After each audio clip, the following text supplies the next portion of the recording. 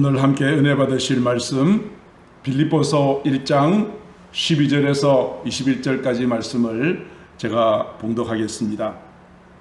형제들아, 내가 당한 일이 도리어 복음 전파의 진전이 된 줄을 너희가 알기를 원하노라. 이러므로 나의 매임이 그리스도 예수 안에서 모든 시위대 안과 그 밖의 모든 사람에게 나타났으니 형제 중 다수가 나의 매임으로 말미암아 주 안에서 신뢰함으로 겁없이 하나님의 말씀을 더욱 담대히 전하게 되었느니라. 어떤 이들은 투기와 분쟁으로, 어떤 이들은 착한 뜻으로 그리스도를 전파하나니 이들은 내가 복음을 변증하기 위하여 세우심을 받은 줄로 알고 사랑으로 하나 그들은 나의 매임에 괴로움을 더하게 할 줄로 생각하여 순수하지 못하게 다툼으로 그리스도를 전파하느니라. 그러면 무엇이냐? 거칠애로 하나 참으로 하나 무슨 방도로 하든지 전파되는 것은 그리스도니 이로써 나는 기뻐하고 또한 기뻐하리라. 이것이 너희의 간구와 예수 그리스도의 성령의 도우심으로 나를 구원에 이르게 할 줄 아는 거로 나의 간절한 기대와 소망을 따라 아무 일에든지 부끄러워하지 아니하고 지금도 전과 같이 온전히 담대하여 살든지 죽든지 내 몸에서 그리스도가 존귀하게 되게 하려 하나니 이는 내게 사는 것이 그리스도니 죽는 것도 유익함이라. 아멘. 오늘 주신 말씀으로 기뻐하고 기뻐하리라 하는 제목으로 은혜를 나누고자 합니다. 금년은 유난히 웃을 일이, 기뻐할 일이 참 적은 시대가 아닌가 싶습니다. 최근에 홍수와 태풍 등 자연재해로 많은 피해가 있었습니다. 뉴스 보도에 보니 이번 홍수로 거대한 통나무와 수천 톤의 쓰레기가 홍수에 떠밀려 와서 해안가에 쌓이는 모습을 보았습니다. 그런데 이런 거대한 홍수의 물줄기 속에서도 살아있는 작은 피라미는 물결을 거슬러서 위로 올라갑니다. 이와 같이 내가 세상적으로 아무리 큰 힘과 돈과 재력을 가지고 있다 할지라도 내가 믿음이 죽어있고 영적으로 죽어있으면 우리는 세상 풍조에 떠밀려 가다가 마침내 사망에 이를 수밖에 없게 되어집니다. 그러나 영적으로 살아있으면 세상 풍조를 따르지 않고 하나님의 말씀을 따라 순종하다가 마침내 영생의 구원에 이르게 되어지는 것이죠. 저는 오늘 말씀을 듣는 여러분들이 다 영적으로 새롭게 거듭나고 새 힘을 얻는 복된 시간이 되어지기를 주님의 이름으로 축복합니다. 추석이나 설날이 되면 우리가 즐겨보는 민속 경기가 있죠. 씨름입니다. 씨름에서 여러 가지 기술들이 있지만 가장 멋진 기술은 뒤집기 기술이라고 생각합니다. 보기만 해도 아주 멋집니다. 그리고 짜릿한 경기는 역전승입니다. 9회 말 투아웃 이후에 쥐고 있던 경기를 뒤집어버리는 역전의 순간은 보기만 해도 짜릿하고 정말 멋지다고 말할 수 있습니다. 우리 그리스도인은 모든 위기를 기회로 바꾸는 뒤집기 선수와 같으며 모든 환경을 역전시키는 역전의 용사들입니다. 이에 대하여 사도 바울은 이렇게 이야기한 적이 있죠. 고린도후서 6장 9절로 10절입니다. 우리는 무명한 자 같지만은 우리는 유명한 자입니다. 우리는 죽은 자 같지만 보라 우리가 이렇게 살아 있습니다. 우리는 징계를 받는 자 같지만 죽임을 당하지 않습니다. 근심하는 자 같으나 우리 마음에는 항상 기쁨이 충만합니다. 가난한 자 같지만 우리는 다른 사람을 부유하게 만드는 능력이 있습니다. 아무것도 없는 자 같으나 우리는 모든 것을 가진 자라고 고백하였습니다. 자, 오늘 저희들은 빌립보서를 읽었습니다.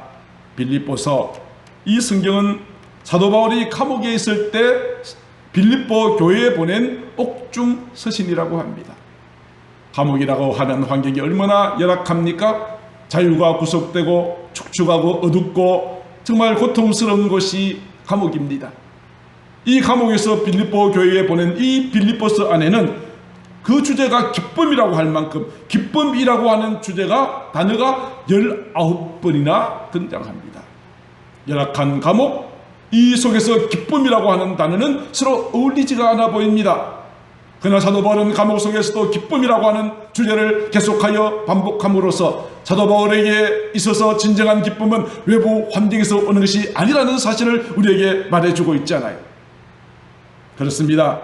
우리 그리스도인들이 누리는 기쁨은 무엇인가 하는 일이 잘 되고 건강하고 고난이 없고 편안하기 때문에 오는 기쁨이 아닌 것입니다.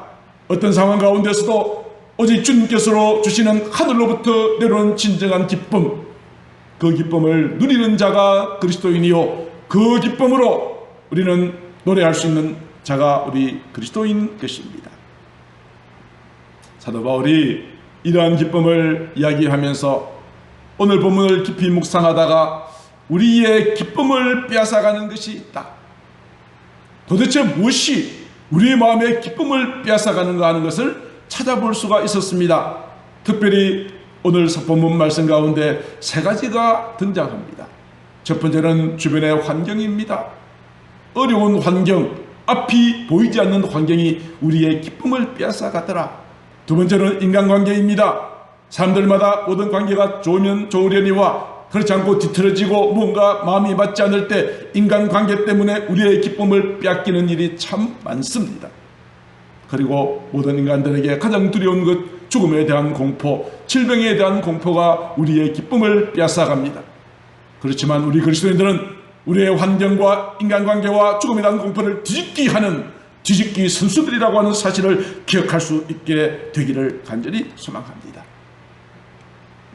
오늘은 이 세 가지 우리의 기쁨을 빼앗아가는 것에 대하여서 사도 바울이 어떻게 이를 극복하였는가 하는 것을 함께 살펴보고자 합니다. 우리는 모든 위기를 기회로 만드는 자들이죠. 태풍이 불고 그러면 모든 사람들은 집 안으로 들어가고 숨지만은 독수리는 바람이 강하면 강할수록 그 바람을 타고 더 높은 곳으로 올라갈 수 있게 되어지는 것입니다. 최근 우리 모든 삶은 끊임없는 위기의 연속이라고 말할 수 있습니다. 코로나 때문에 모든 것이 정지되었습니다. 학생들은 학교에 등교하지 못합니다. 직장에서도 재택근무를 하거나 자영업자들은 사업이 되지 않아서 문을 닫아야 되는 위기 가운데 처하여 있습니다. 교회도 자유롭게 나와서 예배드리지 못하는 그런 어려운 가운데 있습니다. 그러나 오늘 말씀을 통하여 이 모든 위기가 하나님의 거대한 축복으로 올라가는 기회가 될 수 있기를 간절히 소망합니다. 첫 번째로 사도 바울이 우리의 기쁨을 빼앗아간다라고 하였던 환경에 대한 뒤집기입니다. 오늘 본문 12절은 이렇게 말하고 있습니다. 형제들아, 내가 당한 일이 도리어 복음의 진전이 되었다라고 이야기하고 있습니다. 사도 바울은 지금 무엇을 당하고 있다는 이야기입니까? 오늘 보면 13절에 이렇게 말하고 있습니다. 내가 매여 있다는 것이죠. 로마 감옥에 갇혀 있다는 것입니다. 복음을 전하기 위해서 로마에 왔다가 감옥에 갇혀 있는 모든 상황을 말하고 있습니다. 많은 사람들은 이렇게 생각할 것입니다. 아니, 내가 내 자신의 북이 영달을 위하여서 달려왔던가? 내가 무슨 악한 일을 행하였는가? 나는 하나님의 말씀을 전하기 위하여 온전히 순종한 것밖에 없는데 어찌하여 내가 감옥에 갇혀 있어야 되고 어려움을 당해야 되는가? 이제 모든 것이 다 끝났다. 이제는 전도고 뭐고 다 포기해버리고 나는 아무것도 하지 않겠다라고 말할 수 있을 것입니다.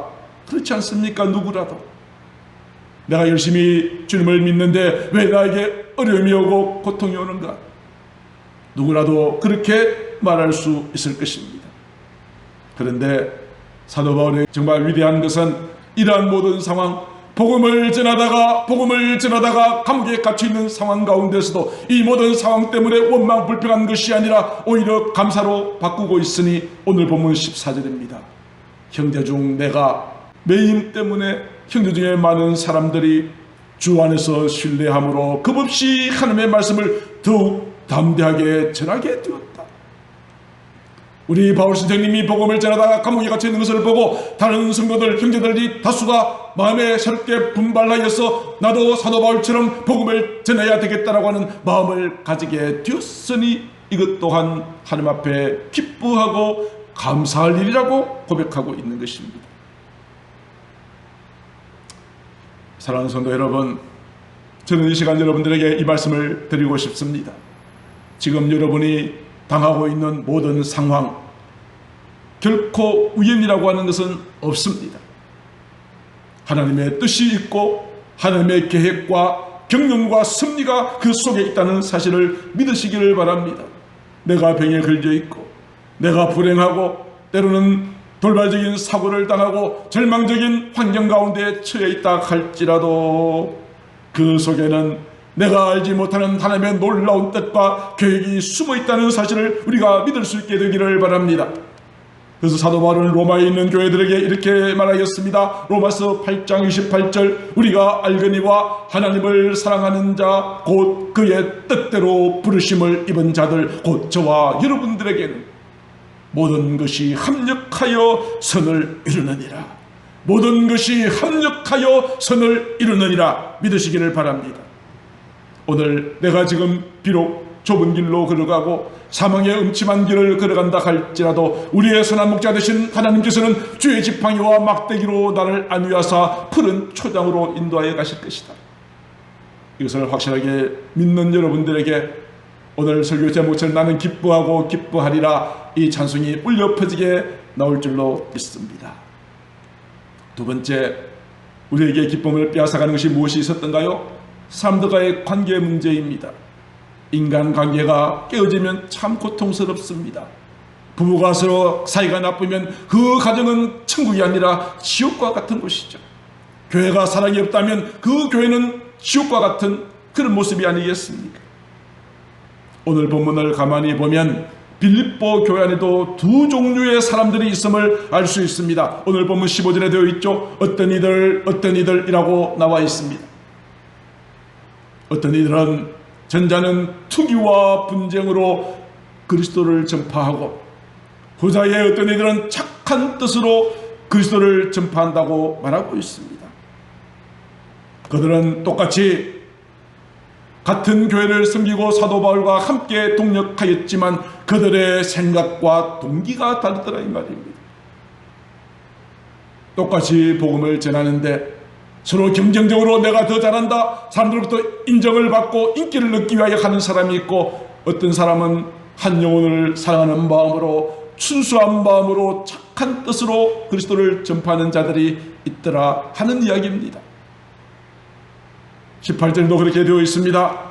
거칠어로 하는 사람이 있고 참으로 하는 사람이 있다고 말합니다.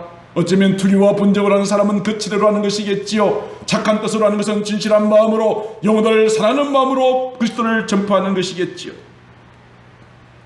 똑같이 예배드리고 똑같이 신앙생활하고 똑같이 전도하지만 이와 같이 전혀 다른 동기로 일하고 있으니 두 부류 가운데 분쟁과 미움이 그칠 날이 없었을 것입니다. 오늘도 이와 같지 않은가 생각합니다. 다 같이 주의 몸된 교회를 섬기고 함께 나와서 예배를 드리지만 저희들은 오늘 빌립보 교회와 같이 전혀 다른 두 종류의 사람들이 함께 있을지 모르겠습니다.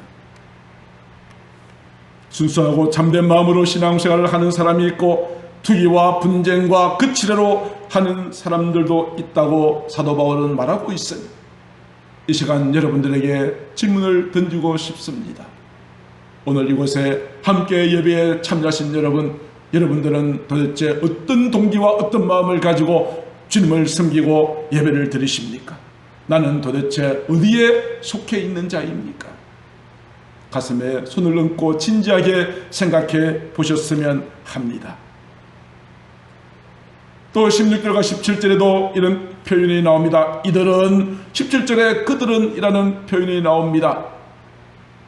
이들은 전자에 나온 이들은 사도 바울의 복음 사역을 이해하고 그를 도와주었던 사람들 말합니다. 내가 복음을 변증하기 위하여 세우심을 받은 줄 알고 사랑으로 나를 대하는 사람. 그러나 그들은 나의 매임에 괴로움을 더하게 할 줄로 생각하여 순수하지 못하게 다툼으로 복음을 전하는 사람이라고 말하고 있습니다. 안타까운 것은 후자의 사람들, 사도 바울에게 괴로움을 더하게 하려는 사람들은 예수님을 믿지 않는 사람들이 아니었다는 사실 아닙니까? 빌립보 교회 안에서 사도 바울과 함께 같은 뜻으로 복음을 전했던 사람이지만 사도 바울이 감옥에 갇혀있는 동안에 사도 바울이 없는 동안에 내 편을 만들려고 내 세력을 확대하기 위한 목적으로 전도해서 내 편 편가르기 하고 분당을 짓는 이런 사람들도 있었다 하는 이야기입니다. 사랑하는 성도 여러분, 저도 목회를 하면서 절실하게 느끼는 것 한 가지가 있습니다. 그것은 교회의 주변의 외부 환경의 어려움보다 더 어려운 것이 인간관계라고 하는 사실입니다.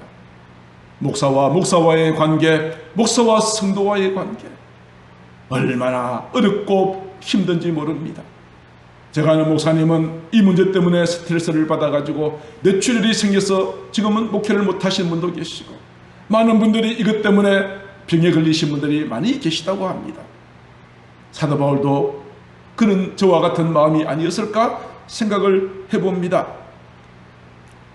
그런데 이와 같이 뒤엉켜진 인간관계를 사도 바울은 멋지게 뒤집기를 하는 장면을 볼 수 있습니다. 오늘 본문 18절입니다. 그러면 무엇이냐? 거칠어로 하든지 참으로 하든지 무슨 방도로 하든지 오직 예수 그리스도가 전파되는 것으로 인하여 나는 기쁘고 기쁘다라고 말하고 있습니다.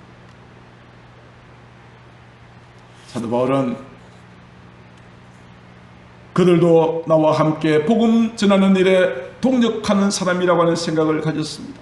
나와 생각이 다르고 때로 나를 반대한다 할지라도 어떤 동기로 하든지 간에 그리스도를 접하는 이것은 하나님이 보실 때 아름다운 것이기에 그들을 향하여 대립의 각을 내세우지 않았습니다.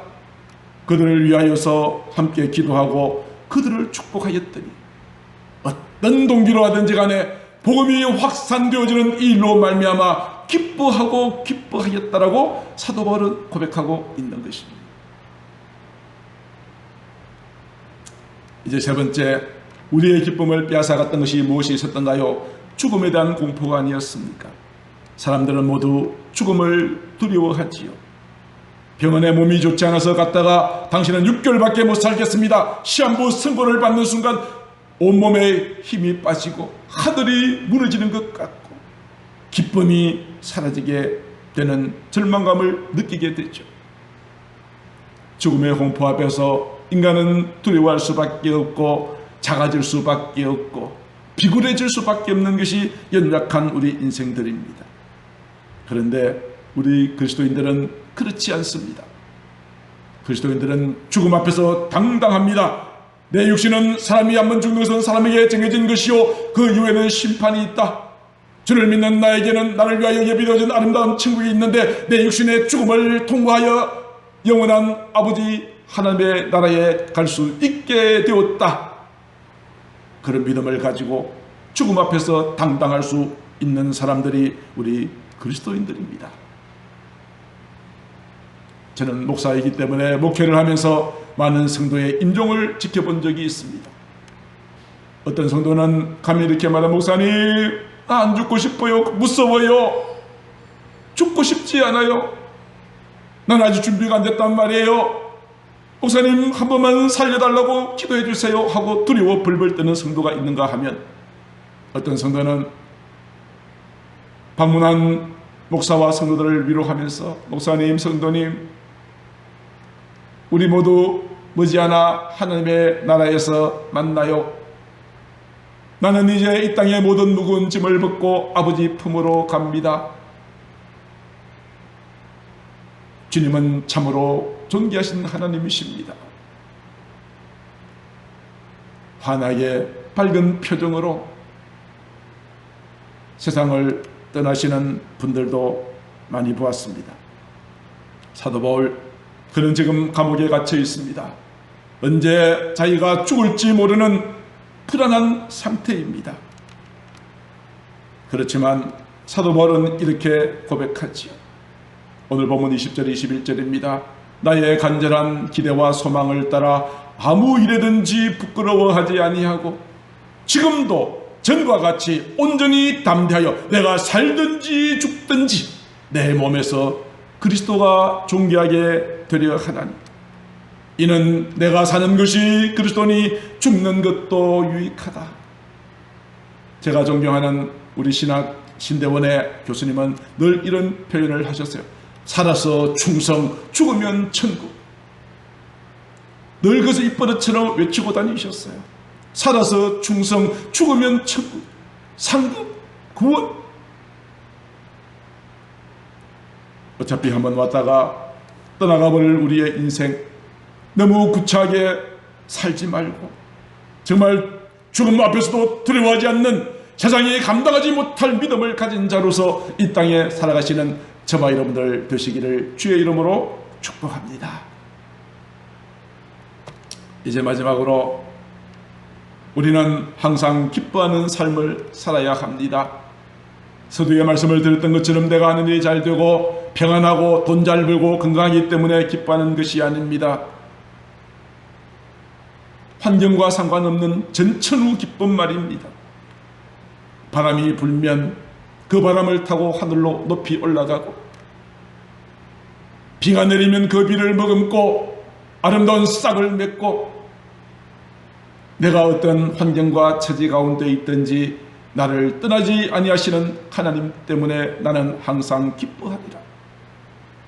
사도 바울이 그의 환경과 인간관계와 죽음의 공포를 이김으로 내가 기뻐하고 기뻐한다고 고백하면서 그가 했던 말 데살로니가전서 5장 16절로 18절에 의하면 그는 데살로니가 교회 성도들과 오늘 저와 여러분들을 향하여 이렇게 권면합니다. 항상 기뻐하래요.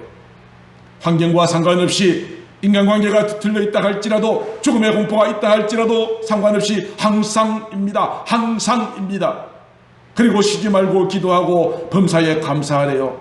이것이 그리스도 예수 안에서 우리를 향하신 하나님의 뜻이래요. 항상 기뻐하라는 것이 하나님의 뜻이라고 말씀하고 있습니다. 어느 한 분의 이야기만 소개하고 말씀을 마치고자 합니다. 목사의 아들로 태어났지만 생활고로 인해서 어쩔 수 없이 보험회사 세일즈를 하게 된 청년이 있었습니다. 다니던 대학도 중퇴하고 보험 세일즈를 하다가 어느 날 어느 방송국에서 노래 오디션이 있었는데 우연히 그곳에 가서 노래를 불렀는데 그의 바리톤 저음에 수많은 사람들이 그를 찾기 시작합니다. 그래서 그는 일개 보험 영업사원이었던 그가 스타가 되어서 유명한 가수가 되었습니다. 사람들로부터 인기가 높아지자 그 당시에 NBC라고 하는 라디오 방송국에서 이 청년에게 파격적으로 좋은 조건을 제시하면서 우리 방송국의 전속 가수가 되어줄 것을 제안했습니다. 이때 나이가 23살이었습니다. 그 청년은 그 제안을 받아들고 어머니에게 찾아가서 상의를 합니다. 어머니, 제가 이런 제안을 받았는데 어떻게 하면 좋겠습니까? 라고 이야기를 합니다. 근데 그 어머니는 아들 때문에 근심이 많았습니다. 목사의 아들인데 세상에서 노래 잘한다고 유명한 가수가 되었다고 세상에 빠져있는 아들을 보면서 늘 기도하였던 어머니, 큰 방송국 전속 가수로 와달라는 제안을 받고 상의하는 아들에게 그녀가 즐겨 읽었던 암송하였던 밀러라고 하는 부인이 쓴 시를 그 아들에게 적어서 쪽지를 전해줍니다. 아들은 어머니가 전해준 그 쪽지를 받아들고 읽기 시작하다가 그의 두 눈에서 눈물이 쏟아지기 시작했습니다. 그리고는 곧장 전화기를 들어서 방송국에 전화하여 나는 더 이상 세상을 위한 노래하지 않겠습니다. 저에게 그런 파격적인 조언을 제안해 주신 것에 대하여 감사하지만 저는 그 제안을 거부합니다 라고 이야기했다는 것입니다. 23살의 젊은 나이에 엄청난 인기와 부가 보장되었지만 이것을 거절하는 순간 그의 마음에는 기쁨이 넘쳤다고 했습니다. 그리고는 어머니가 전해준 그 시에다가 곡을 만들어서 찬송곡을 만들었습니다. 그 찬송곡은 너무나도 유명하여 오늘 저와 여러분들 다 아는 찬송입니다. 바로 그 청년의 이름은 조지 베버리 쉐어라고 하는 사람입니다. 이분은 그 이후로 빌리 그레엄 목사님을 만나서 목사님이 전도 집회 하러 갈 때마다 따라다니면서 찬양으로 하나님 앞에 영광을 올려드리다가 104세까지 장수하시다가 몇 년 전에 아버지 품에 가셨습니다. 어머니가 전해주었던 이 쉐어를 세상의 풍조에 따라 세상의 유행을 따라 살아가려고 하던 그 인생을 바꾸어 놓았던 바로 그 시, 바로 그 찬송곡이 우리 찬송가 94장입니다. 주 예수보다 더 귀한 것은 없네. 이 세상 부귀와 바꿀 수 없네. 영죽을 내 대신 돌아가신 그 놀라운 사랑 잊지 못해. 세상 즐거움 다 버리고 세상 자랑 다 버렸네. 주 예수보다 더 귀한 것은 없네. 예수밖에는 없네. 쉐어가 이제 은퇴를 앞두고 큰 공연장에서 노래를 찬양을 하고 난 다음에 우레와 같은 박수가 터져 나오자 이 쉐어는 마이크를 잡고 이렇게 인사말을 했습니다. 여러분 감사합니다. 그러나 여러분의 환호와 괄체라도 나는 주 예수 그리스도와는 바꿀 수 없습니다. 오늘 이 쉐어의 이 아름다운 신앙 고백을 생각하면서 주 예수보다 더 귀한 것은 없네. 우리 1절만 함께 부르도록 하겠습니다.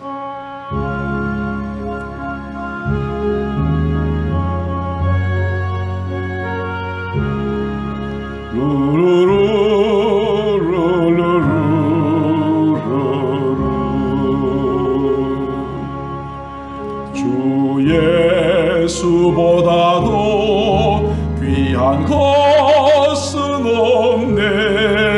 이 세상 부귀와 바꿀 수 없네.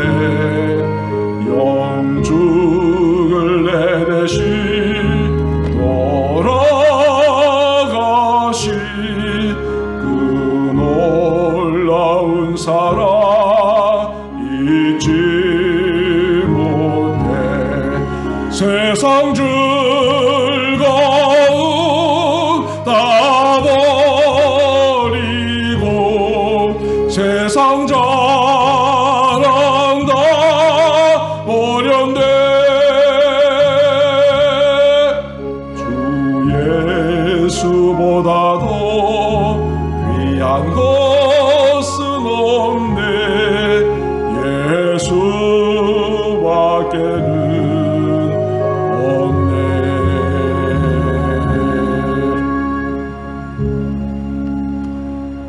이제 말씀을 마치고자 합니다. 사랑하는 성도 여러분, 여러분들 앞에 어려운 환경이 놓여서 한 걸음도 나아가지 못할 상황에 처하여 계십니까? 가장 믿었던 사람으로부터 배신당하고 인간관계가 뒤틀려서 고통당하고 계십니까? 질병과 죽음에 대한 공포 때문에 기쁨이 뺏기고 있으십니까? 그때마다 뒤집기의 명수였던 사도 바울처럼 우리도 오직 주님의 말씀을 기억하면서 이것을 이길 수 있게 되기를 간절히 소망합니다.